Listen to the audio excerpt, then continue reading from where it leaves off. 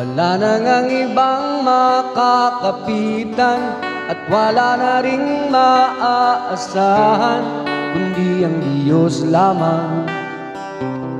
Pagkat Kanya ang kapangyarihan, Siya ang bukod tanging may alam sa ating patutunguhan.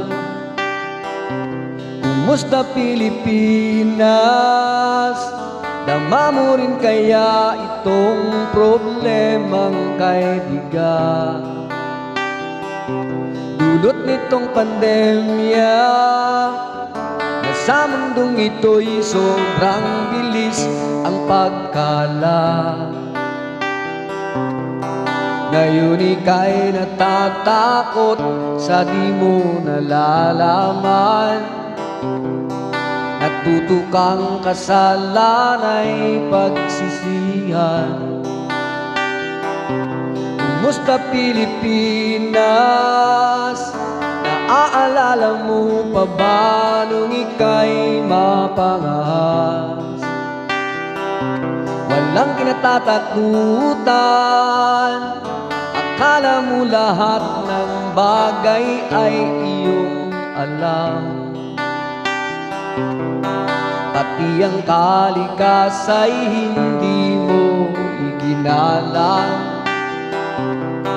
Kasakiman ang nanaig, ngunit meron kang nalimutan na walang ibang makakapitan at walang ibang maaasahan kundi ang Diyos lamang. Pagkat Kanya ang kapangyarihan, Siya ang bukod tanging may alam sa ating patutunguhan. Isang higanting pagsubok sa atin ang lahat ng ito. Ano ka sa iyong mundo? Ano ka ba bilang isang Pilipino?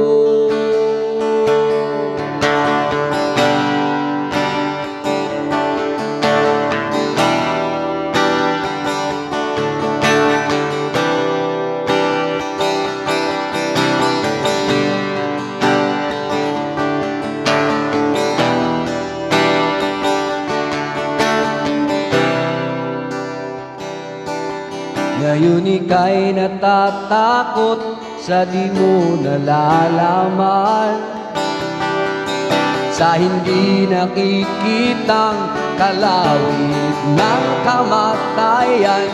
Wala na ngang ibang makakapitan at wala na ring maaasahan kundi ang Diyos lamang. Pagkat Kanya ang kapangyarihan, Siya ang bukod tanging may alam sa ating patutunguhan. Wala na rin ikapapangalang ang tulad nating makasalanan. Alipin ng laman, pagkat si Jesus lang ang daan, ang buhay at ang katotohanan na di magpakailanman. Kumusta Pilipinas?